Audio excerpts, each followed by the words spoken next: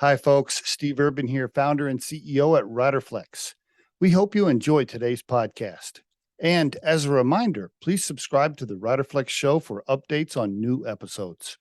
And by the way, if you haven't already, check out the book we recently launched, The Riderflex Guide, Inspiring and Hiring, available for purchase on Amazon. And now, a quick word from our sponsor. Try the #1 marketing platform for small business. Everything you need from design to marketing to CRM. Learn more at marketing360.com. Marketing 360. Fuel your brand. Carlos Salaff and Pete Bitar on the Riderflex podcast. Good morning, gentlemen. How are you? Good morning, Steve. Doing well. Thanks for having us. Yes, thank you. Absolutely. I can't wait to get into it. I mean, fascinating what you guys are doing at Leo Flight. I want to hear all about it because I've always been interested in that kind of stuff and space and flying and sci-fi and Star Trek and all of it. So, got my attention for sure. So I got lots of questions. But before we get there, how about a little personal stuff?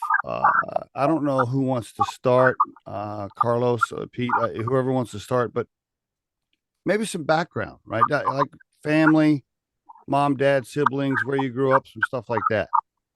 So, Carlos, go for it. Yeah. Oh, okay. Yeah, that's a great question. I'm the son of a violinist, quartet violinist. Oh, looks like we lost Pete, but I'm sure he'll dip back in. He'll dip back in. Yeah, go ahead. Yeah, he will. He will. So my father is an accomplished violinist. He started a quartet when I was a kid. I was born in 1977, so before I was born. So he's one of the first people to not only make a career as a violinist, but also create a quartet. So sort of the early days for that sort of thing. And they ended up touring all over the world. And we were often on airplanes, and because he would take the family, on trips. And so that was a huge privilege to be able to do that. And I fell in love with flight through that experience, with flight and just being surrounded by art and being surrounded by, that kind of, it is entrepreneurial in a way to do something that seems so abstract to people and make a career out of it. So that was a big influence on me. And I had others in my family who are artists, sculptors, photographers, and my aunt was a famous textile designer. My grandfather was an engineer and helped build my cousin's textile machines, my great cousin. And so Pete, can you put us on mute? I want to make sure I'm not getting some background there. Yeah, thank you, buddy. Appreciate it. Just want to make sure I'm not getting. Go ahead, Carlos. Yeah. So I grew up just building model airplanes and flying RC planes and also radio control cars and rockets. I was always fascinated by this notion of travel, of being able to kind of go into a machine that would transport you sort of to another world, and that you could like enter this machine and then exit it and you're in a totally different environment, and the speed involved and the whole concept of it always fascinated me. And I ended up finding a career in automotive design, which and went to school for it, right? Went to school for design. Yep. I did. I went to Art Center College of Design in Pasadena, which is one of the best schools for automotive design for those people out there who are interested in that. Okay. And that really, launched me on this career. It's really like it's and function. It's combining the two in a way that flows. That's kind of how I describe it. And I worked at Mazda for about 9 years in the Southern California concept and production studio. We did a bit of both. And then I went on to do my own consult, both on high performance cars and I worked at a company for a while doing mobile office interiors, creating these space age, internet connected interiors. So I've always been fascinated by sort of travel and speed and that whole concept. And when I saw sort of a technological tipping point happening, in the last 3 years or so, I became really fascinated by what I was seeing with urban air mobility. But I also thought there's got to be a better way to do this that goes beyond these electric helicopter kind of shuttle bus form factor things in a more automotive way, to look at practical and safer way, a more elegant way. And I started looking for a partner to work on it with. And I saw Pete through this Boeing Go Fly competition that he was involved in, and that he was creating these compact propulsion systems, these electric jet systems. And that really intrigued me. And I reached out to him, and we both saw the potential together of this, integrating what he was doing with my background and sort of what I was coming with. And we essentially arrived. We've been working together 2.5 years and arrived at the concept of coupe, which we can get into more, but I'd love to hand it off to Pete to talk about himself a little bit. I appreciate that overview. Before we go to Pete, let me ask you a couple of questions. So your mom and dad still alive, Carlos? Yes, they are. Okay. They're doing real well. I'm so grateful for that. And you live in New York, and how about them? Yeah, they're in Cleveland, Ohio.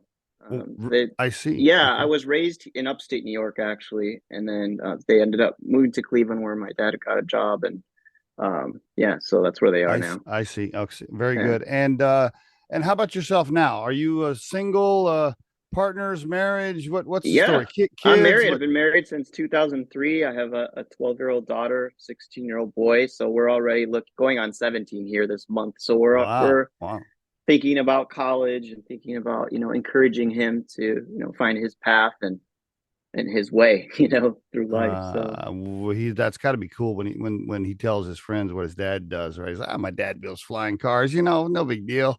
Probably a bit of a flex, no pun intended. Totally. Yeah, right. He's got to use that to his advantage, I would think. That's so good. Okay. How'd you meet your wife, and what does she do, real quick? Yeah, thank you for asking. That's so cool of you. And I didn't have a chance to give my mom props too, but she was also highly influential in my background. But my wife is a writer, and she's a fiction writer. And so she's writing novels and writing short stories. And so the kind of artistic thread definitely runs through the family. No doubt. Yeah, absolutely. And are your kids like that too? Well, my daughter is very creative. I think everyone's creative in some way, but she's creative in fabricating things. She's very into creating jewelry and doing makeup and doing short films and costumes. And so maybe more on the fashion design side, but extremely resourceful and creative. And my son, he's more like the genius and jock kind of combination. He's really into sports. All right. Does well in sort of the STEM sciences. Nice. So, but he's just really funny too. So his friends like being around him because he makes them laugh. So I don't know, that he's definitely world's open to potential of what he could do. So that's good. I appreciate you sharing all that. Thank you. Have you always been a good guy doing the right things, Carlos, or did you ever get in trouble when you were younger? Did you ever? I've gotten in trouble. Yeah, absolutely. I'm curious. I'm a very curious person, so I don't take things at face value, and what people say is, the structure has to be this way or that way. I'm always questioning that. So of course that's gotten me into the onion patch a few times. You didn't happen to see I just saw a clip, and that's how I found you, by the way. I think I saw your TikTok video first, and then I found you on LinkedIn, I think. But I just saw this TikTok video of this famous violinist. I apologize, I can't remember his name, but he just did a test thing. I guess he played to a sold out show, I think in New York. Younger guy. Played to a sold out show, super famous violinist. And then he went to the subway and played for tips. And the whole experiment was, if you don't recognize the name, you don't really recognize the talent sometimes. And the point of the whole exercise was everybody has some talent. Just because they're not known publicly doesn't mean they aren't talented. Anyway, he played in the subway for a couple hours and only got like $30 of tips. Meanwhile, he had just played to a total sold out show, and the whole thing was, everybody has some talent. If you'll just kind of look deep inside and give them a chance, they got some talent. To your point, everybody's a little bit creative. So that's a great story. Anyway, Pete, Give us the background, man. Were you like a rebel? Were you in jail a few times? What give us the family story. Give us the story. Yeah, so just kind of trace back. My parents are both immigrants. My father's from Syria, my mother's from Lebanon. So I was pretty much raised as a hostage. And they just, had a good upbringing generally. We moved around a lot. Was born in Michigan, lived most of my life in Portland, Oregon, though, Okay. and had a real passion for flying ever since I was about 6 years old. Okay. And just wanted to, I got on an airliner for the first time, I think, when I was 6, and it kind of stuck with me. And I started flying, getting involved in flying at about 13 years old. And then I bought into an airplane and started flying at about 19, started taking flight lessons at 19. Wow. I've been a pilot most of my life. I've enjoyed, just single engine kind of stuff, but I've also flown a lot of odd aircraft like powered parachute. Oh. Light dream, Yeah. Okay. especially like the whole idea of a wearable aircraft, paraglider, things like that. And so when powered paragliding became a thing in the mid 90s, I was one of the first people to do that. Really? Started learning that stuff. Yeah. And then I started doing other things and working in defense. And I had an opportunity. It kind of turned into a business, doing systems that destroy roadside bombs. And we were building that stuff for Iraq and Afghanistan. And in parallel, though, I was still kind of interested. And once I had a little bit of funding, I started kind of self-starting some personal flight projects with gas engines and things like that. And then eventually transitioned to electric in about 2011. I started playing with electric motors and stuff like that, and developing propulsion ideas. And my goal was sort of this electric jetpack that you could wear, and developed that for a while. We had the Go Fly prize that Carlos mentioned. Came in second place in that competition for the innovation showcase. Technically, there was no second place. It was more like there were only 2 qualifying teams that competed for the prize that had full-sized aircraft, and I was one of those.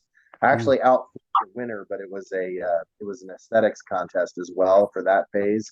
I see.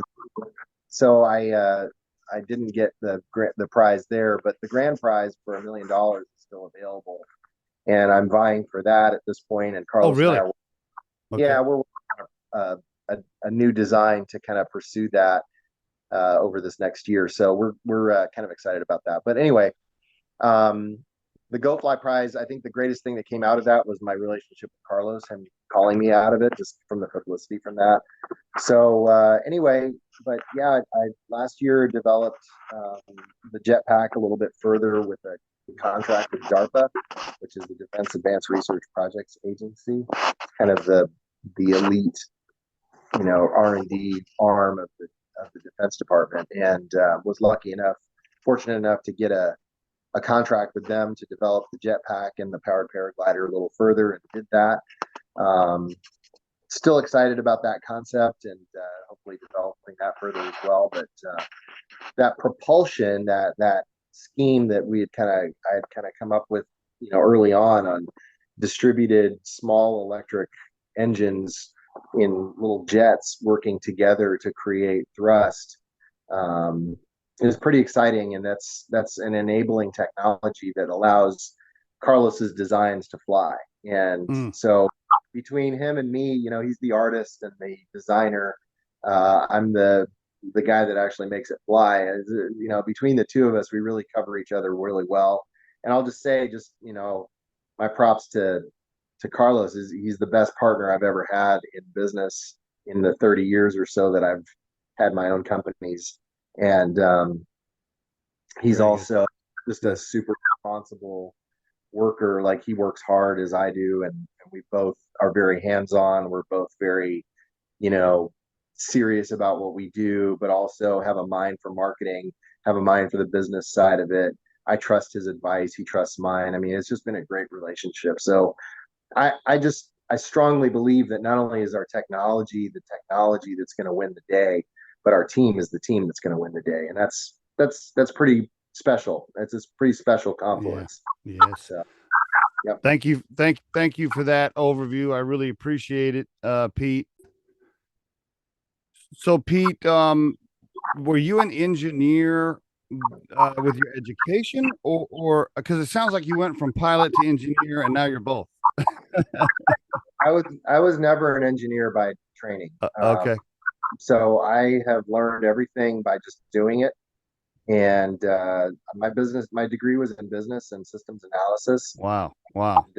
So I did, all of this stuff out of passion pretty much and just learned by Wow. doing.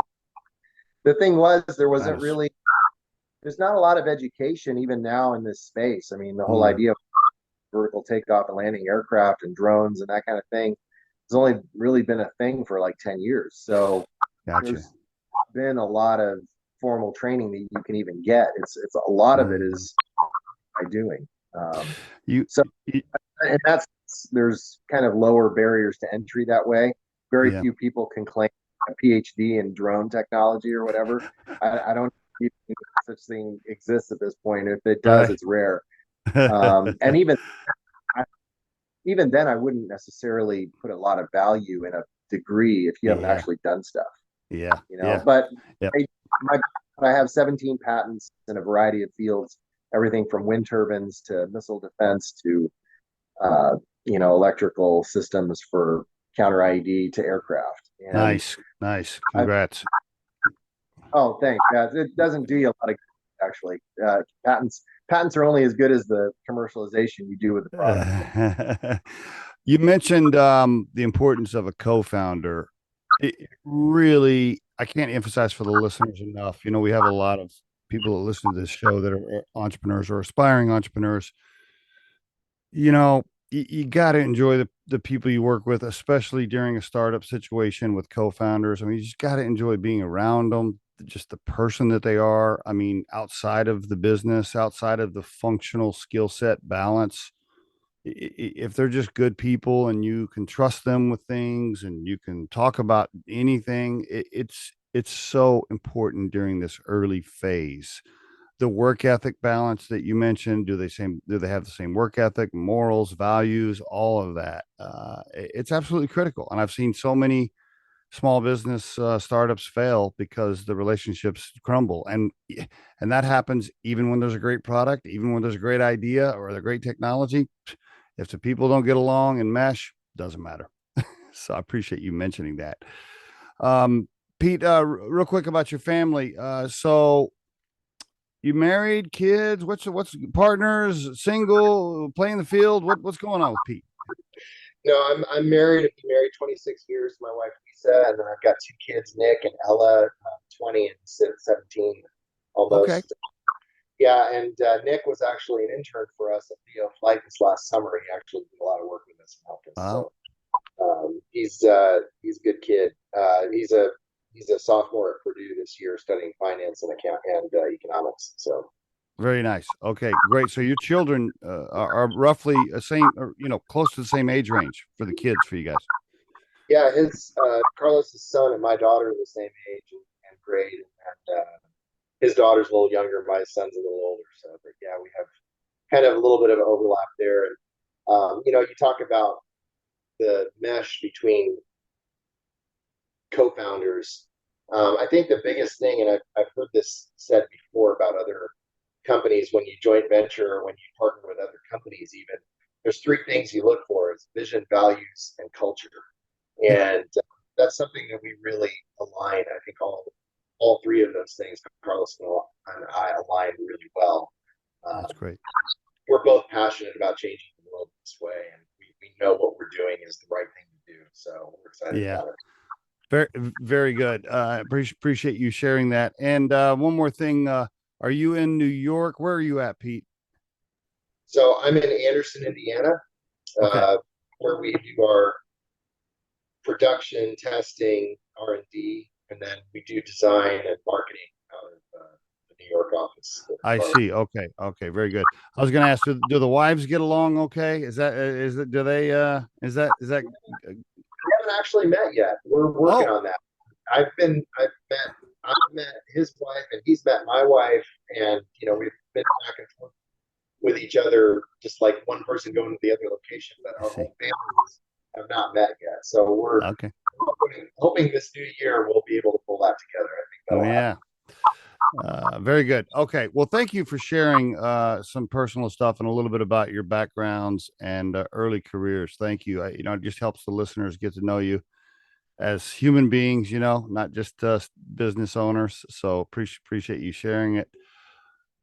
So let's get into the car, the flying car. I want to talk about it. And talk about specifically. I have lots of questions about the design and car itself, but how about the formulation of the business? Maybe I don't know who wants to go there, but is it you two?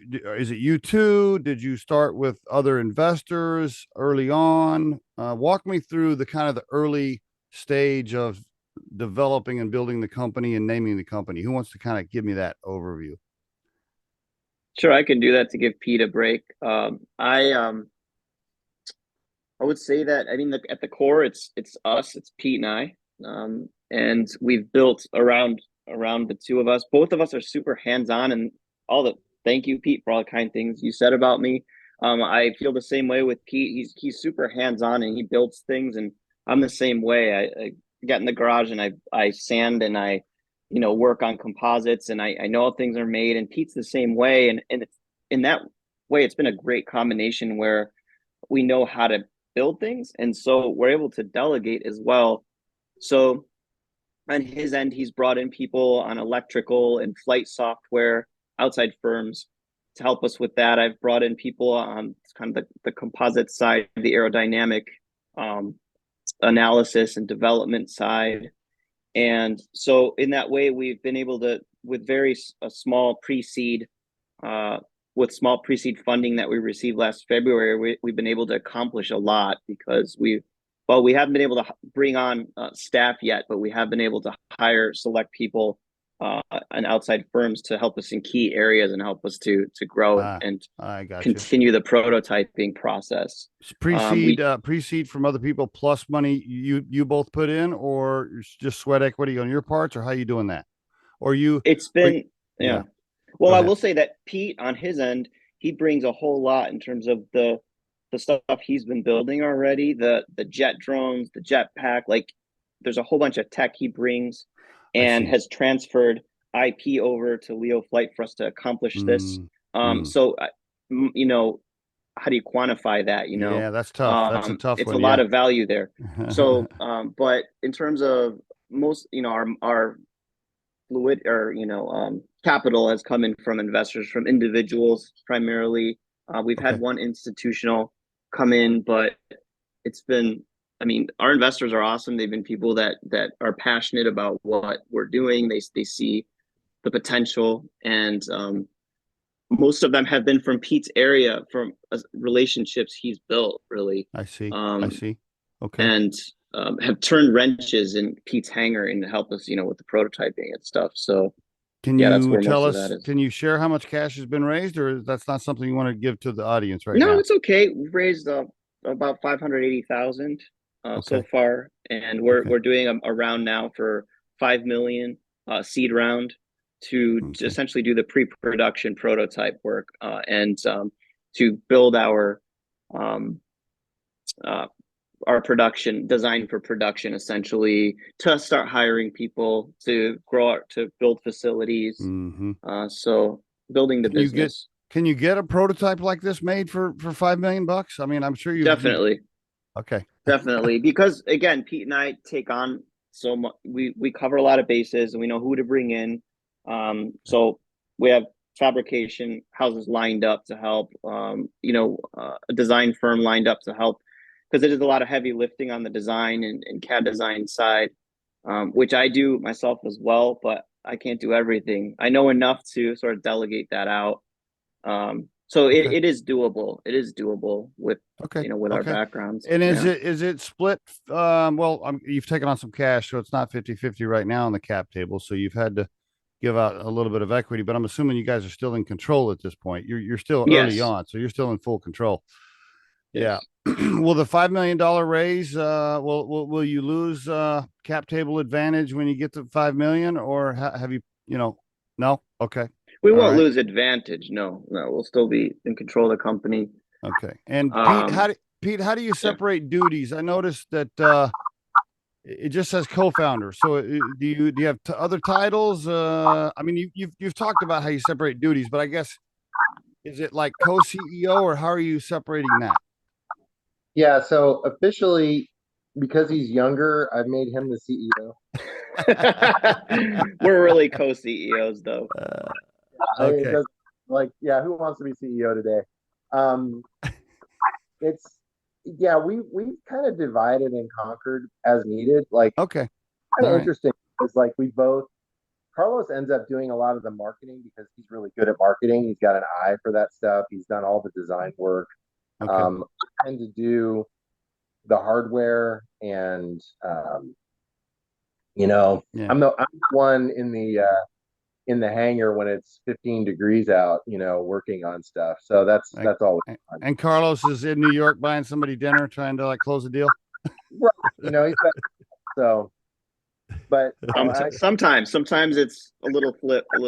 So, but like yeah, we're both pretty comfortable speaking. We're both pretty comfortable with the, pitching and all of that. So we're both, you know, often called on to do those kinds of things. That's why the Okay. interview, it's All a good right. thing to both be on the interview. But yeah, it's just whatever comes up as needed. And I'll just I can go into some detail even on our cap at this point. Like Yeah, go for it.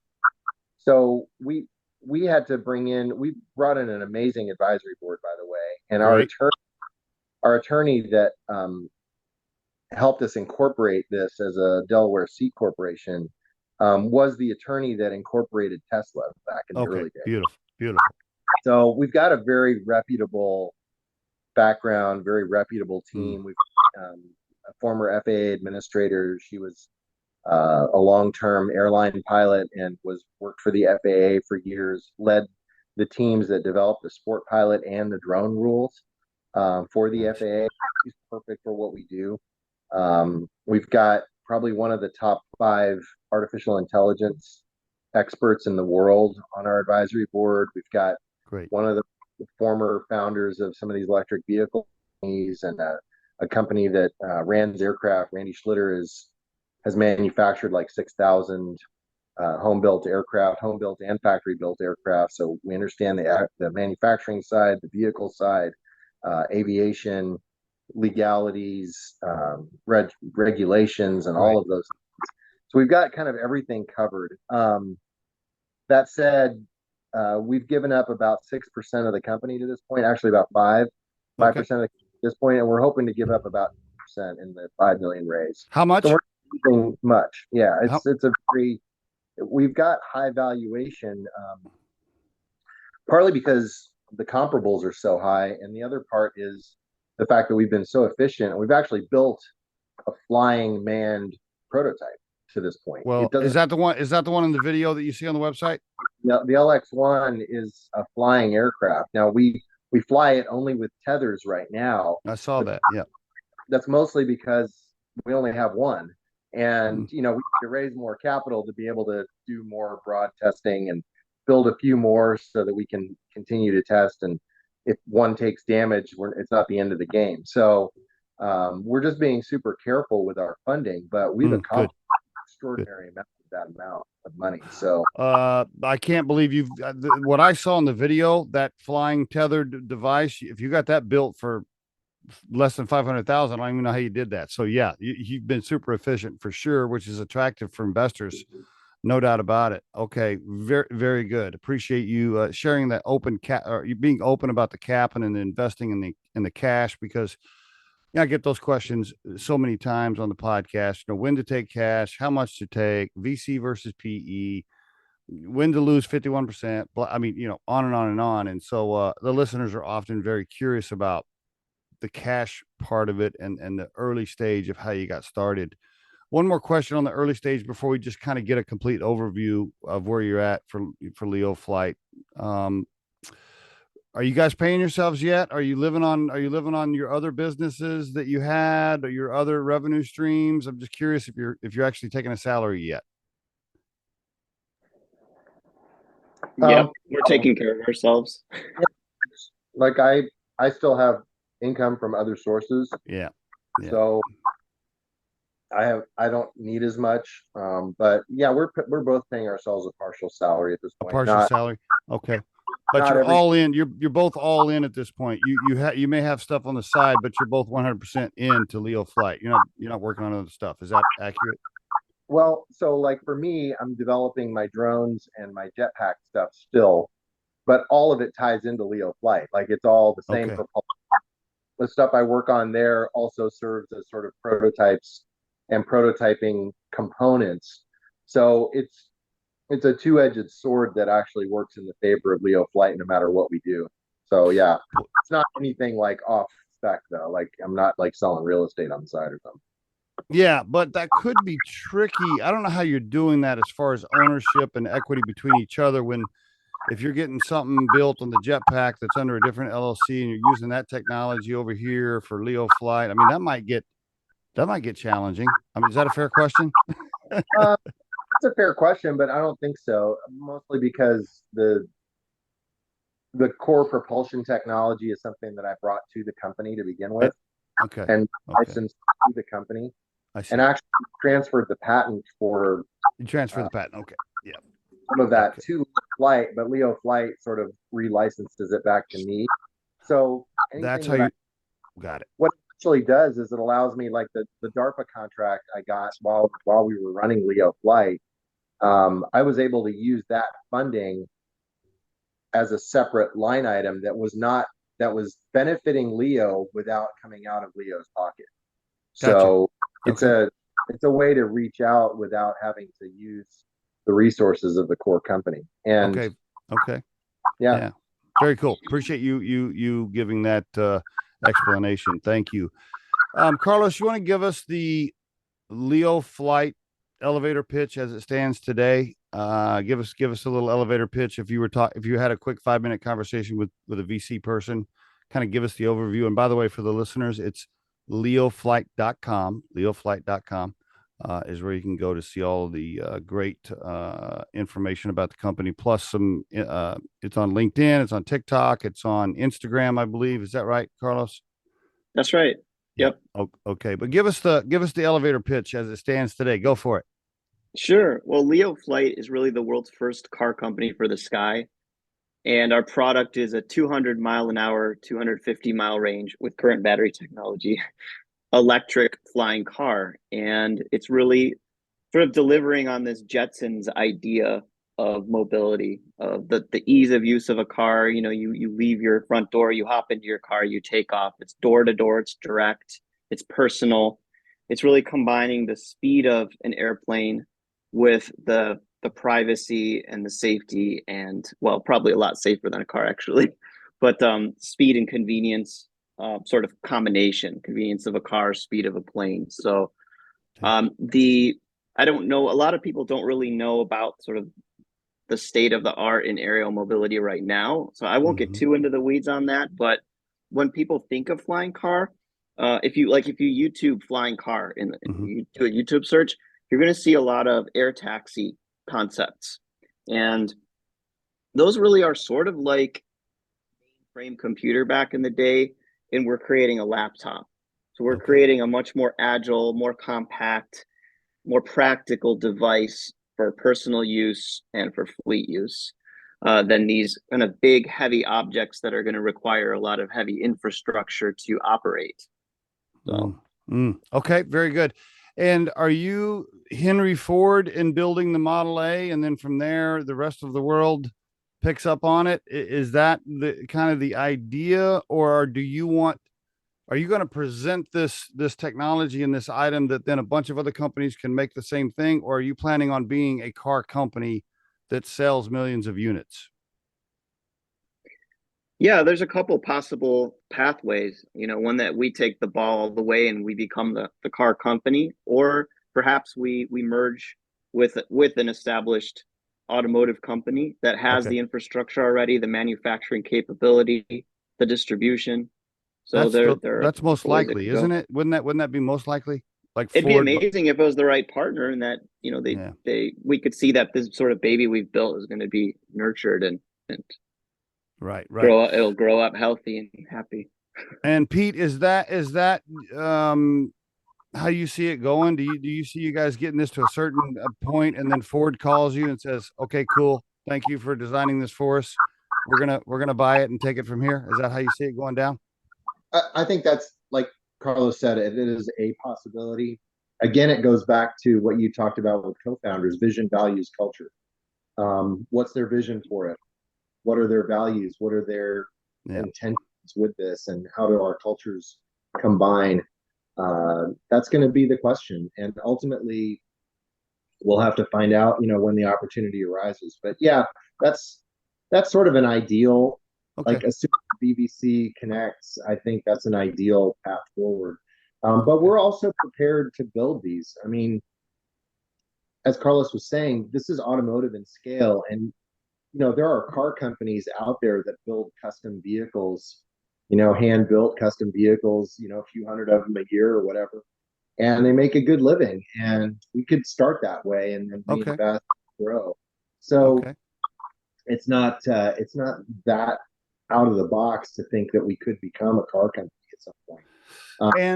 And nobody else on the planet has developed this technology. That I guess the question is, what does the competition look like? And aren't Ford and GM trying to do this on the side somewhere? I guess two-part question.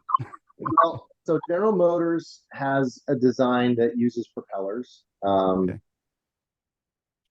Ford stands. I haven't seen anything from Ford. Okay.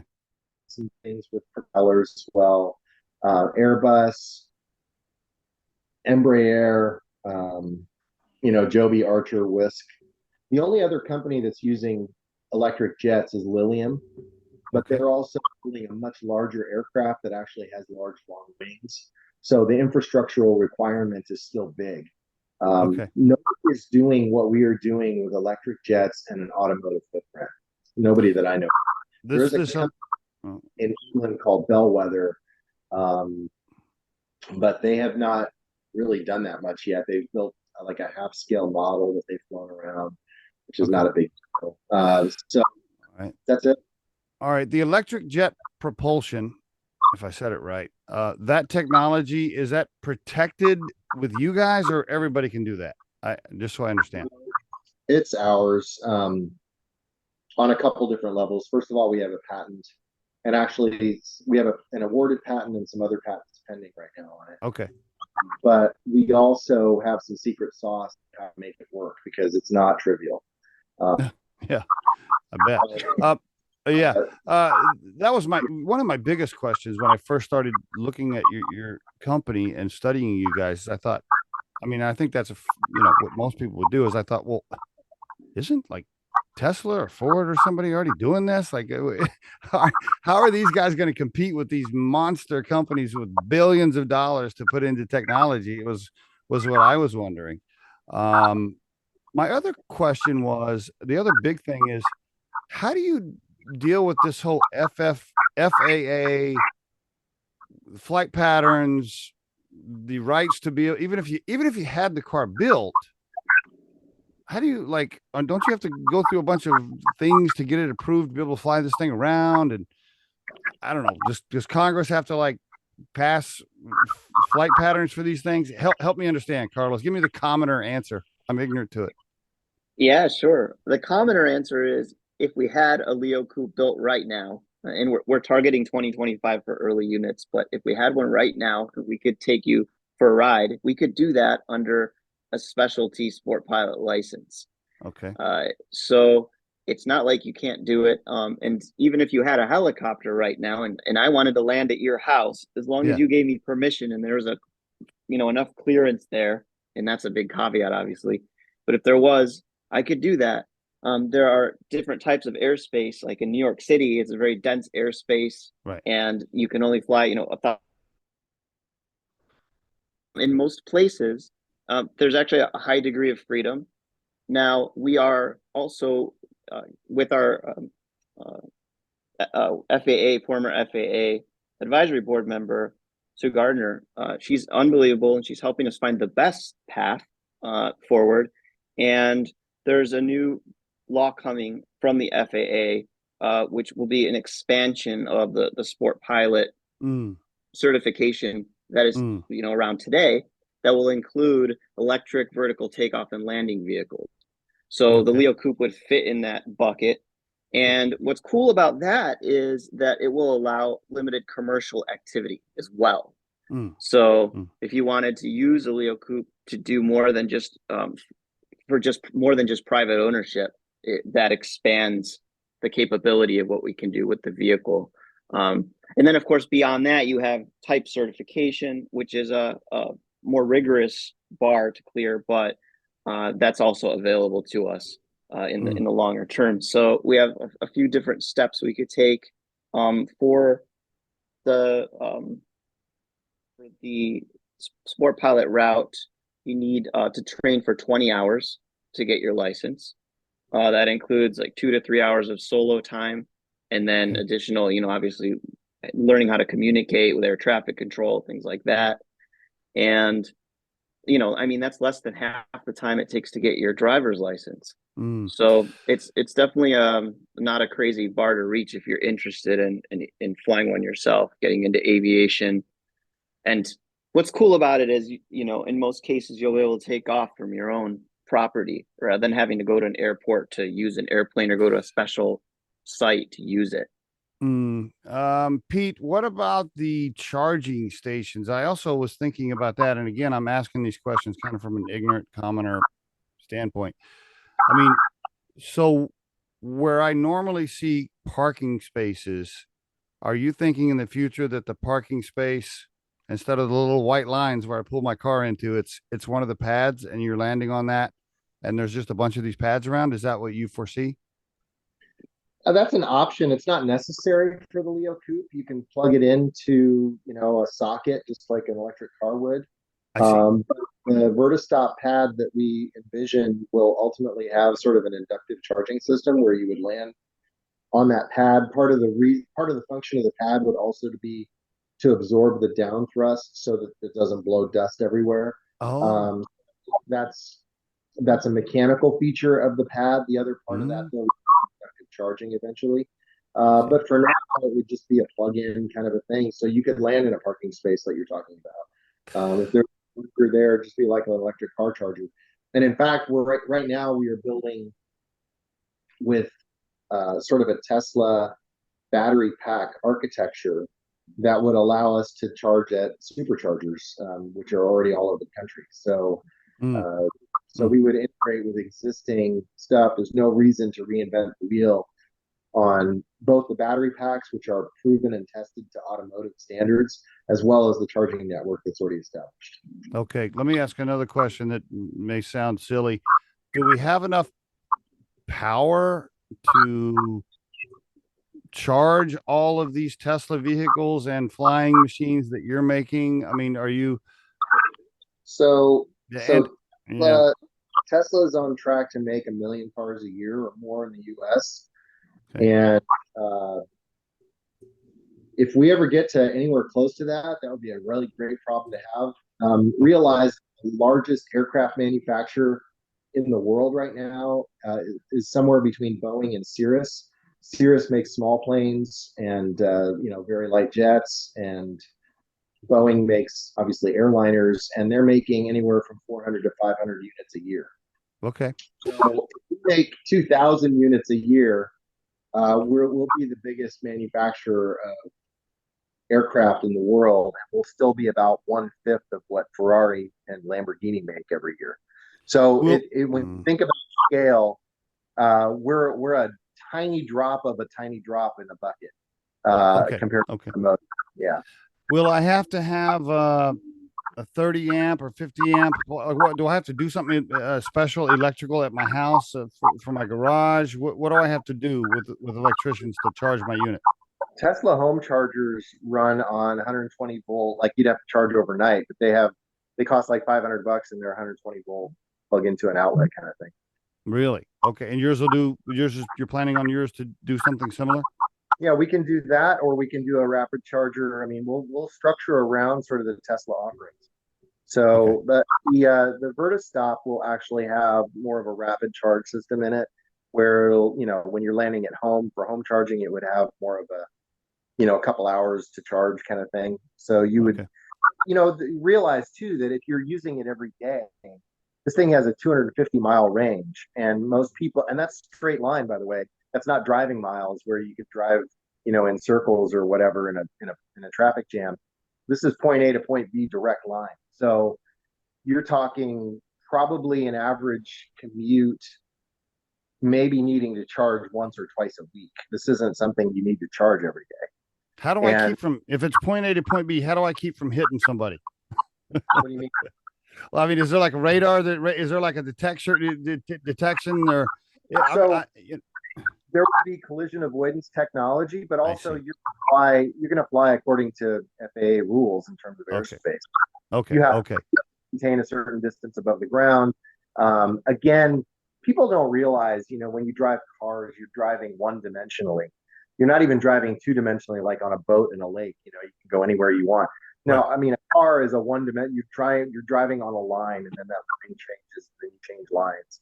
And in the air, you've got three-dimensional travel. You can fly at any altitude in any direction. And literally the amount of density in the air that it would take, you'd have to have billions of these things flying around to have anywhere near what you would have on the ground in a big city. Okay, I appreciate you bringing that up, because I keep having this visual in my mind. There was an old Bruce Willis movie. I can't remember what it was, where there's all these flying cars, and they're all moving in patterns that it looked like it was designed to be in paths where they didn't hit each other. And so I'm thinking long term, like how do you keep everybody from crashing? If you were to do the math on that, there was literally like 500 million cars flying around at that point. Okay, I got you. That's a great problem for us to have, but it's just not realistic. Okay, yeah. I got you. All right, I got you. All right, I appreciate you explaining that. Thank you very much. Okay, so as of today, then the company's in a raise of $5 million. You're projecting. What did you say, Carlos? You're projecting the prototype by when? What year did you say? So the prototype, that's the 5 million just goes to that, and we're projecting 9 to 12 months engineering and fabrication time for the prototype. Okay. The prototype, the objective is essentially to show the vision. Obviously, we're going to be designing for manufacturing as we prototype. We're going to be preparing and planning with it, but it's really, think of a show car that functions. You pull the veil off. It's very impressive when you see a full scale vision like that, in person, especially. But then we'll do another raise. Well, probably do another raise after that, most likely, and that will be focused on the manufacturing portion. Okay. Yeah. Mm-hmm. Well, since I had you on the podcast before Joe Rogan gets you on the podcast, which you'll probably be headed for, or whoever, some other famous podcast. That'd be awesome. Yeah. Since I had you on first, does that mean like I get like one of the old samples? Once you're done with it, maybe I get to drive that around. Maybe we can make a deal. something cool to put on your desk. Do you have a big oak desk, like a crystal ball or something? I mean, it's inevitable, right? I think the whole thing is inevitable, unless I don't know, unless oil companies have you guys assassinated or something because you're trying to kill their business. No, I'm just joking. No, it's inevitable that this is going to happen. I'm just fascinated by how you're going to try and do it with all these big giants in the water with you. I guess maybe even if they're not in the pond with you yet, they're going to be in it. Well, look at people said the same thing though to Tesla back in 2008 when the Roadster came out. You're going to be engulfed time by the big three and everyone else. And look, I mean, they've been serious about what they're doing and very consistent, and they've grown. I mean, I think Ford is a very distant second in production numbers to Tesla. How long will it take for them to catch up? Yeah. I don't know. I just think that companies look at, wow, our SUVs are selling, our gas SUVs sell, our pickup trucks sell, so we're just going to keep selling them, and they don't see the Mm. incentive, especially when the incentives aren't there for them to make more electric cars. It's kind of a cynical view, but until people see big dollar signs, I don't think they're going to jump into it. By the way, speaking of big cars, if I read right, yours is a 3-seater. What about families? You know, husband, wife, partners, whatever. You know, 2 kids. What you know? I need Yeah, storage. it's based on payload. It's based on payload, Steve. So we have about 510 pounds of payload total. So if you had a couple kids and a couple grown-ups, that would work too, depending on obviously their overall weight. But a 4-seater, in the future would be ideal, obviously. But we got to start somewhere, and it's better than 2. So. Yeah, Pete, what were you going to say there? I think I cut you off. Yeah, I think that, you can get where you're trying to build one thing for everybody. Part of it too is the regulations, the new regulations that are coming out in 2025 from the FAA is 4 seats or less will be under that new rule that'll make it more streamlined. Do we want to build a minivan? Not really. We wanted to build something that was a little more than 2 seats, and we will actually probably make also a 2-seat option, especially for things like flight training and things like that. But 2 or 3 seats, that's still a very practical use, and most people don't travel day to day with any more than 1 or 2 people in a car. It's rare that you're traveling unless you've got kids and you're shuttling them to school and things like that. I mean, there's always going to be need for ground vehicles, for the foreseeable future. So we're not trying to replace the car. We're trying to enhance the potential for what the aviation industry can do for commuting, for getting and relieving traffic off the roads. Speaking of that enhancement, well, I guess at first it's going to be, tell me if I'm wrong. Is it going to be for rich people at first? I mean, I'm the average Joe who makes $100,000 a year is not going to be able to buy one of these. So is this for millionaires at first until you can get enough production on it to get the price down for the regular guy? Yeah, some of that depends on the new rules coming out as to what you can do with it in terms of making money. But we envision a potential for the future where you could have a person that's, say, a little higher net worth individual owns the thing just to get to and from work. Let's say they live in the Hamptons and they work in New York City, and it's a quick flight over there. So we could fly, from your Hamptons house to New York City, but then you get to New York City, you turn the keys over, as it were, to someone who flies it around the city all day and does rides, and like an Uber almost. It generates income for them, and then you can fly it home. What if you had a group of people owning, so you could do a fractional ownership, 10 people own these things? Okay. It makes money, but it's also available for them to use. So there's a lot of opportunity there. I think there's different ways in which we can make it more affordable from that model. But yes, to your point, as we get into higher production, we hope to drive that price down.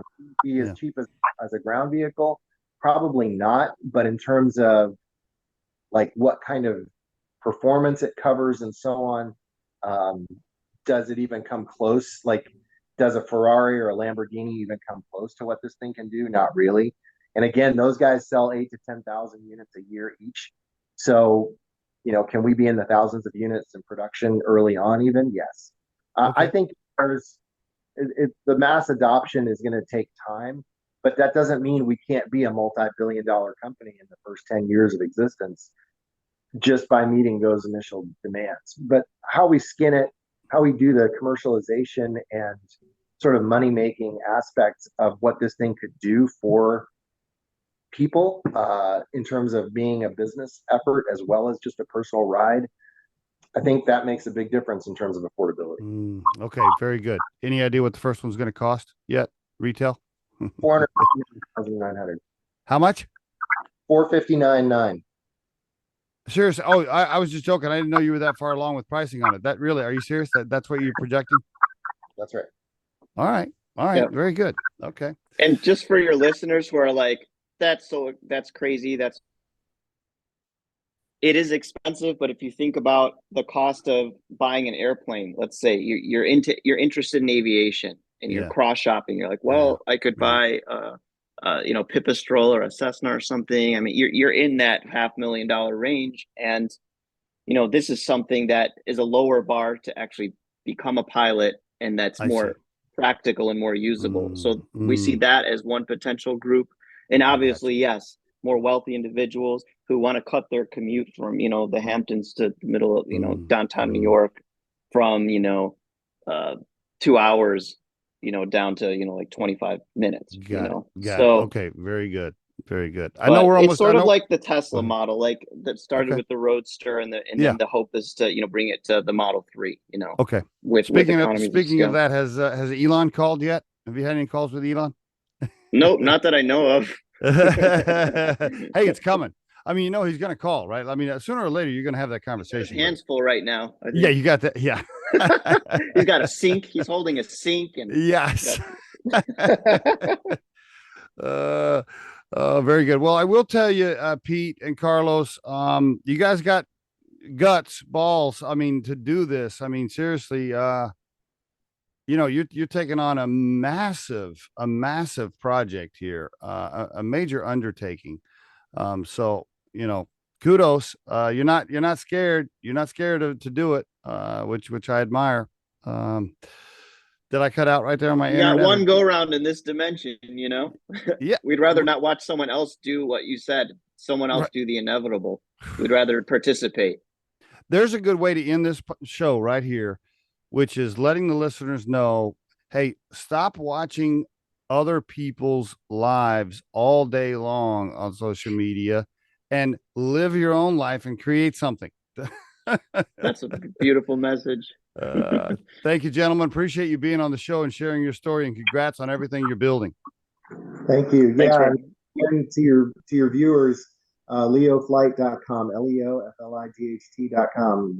It has everything there, all the videos, everything, and we also respond to our emails. So let us know if you have any questions.